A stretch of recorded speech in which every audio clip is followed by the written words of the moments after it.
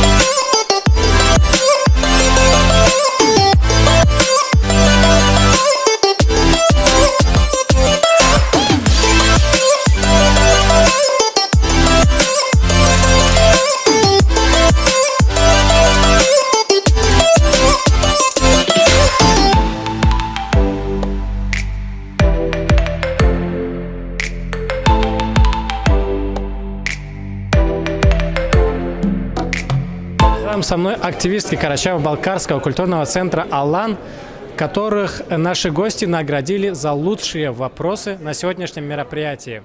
Поздравляю вас, кстати, с этим. И как вам прошедшее мероприятие? Спасибо. Мне мероприятие очень понравилось. И я считаю, что мероприятия данного характера необходимы молодежи, чтобы у них формировались правильные черты. Спасибо. Спасибо.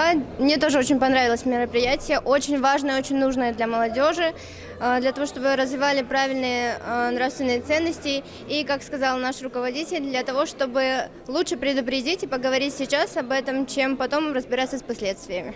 Так, как тебя зовут? Меня зовут Артем. Артем также сегодня был награжден как самый молодой участник, принимавший участие в сегодняшнем мероприятии. Артем, как тебе мероприятие? Мероприятие очень хорошее. Мне понравилось, было очень много интересных и полезных вопросов. Да, они все были интересные и полезные. И я очень рад, что я был на этом мероприятии. Ты в каком классе учишься? Я учусь в 5 классе, сейчас идет 2 четверть. Какие оценки? Учусь хорошо, есть 4, 5. Кем хочешь стать, когда вырастешь?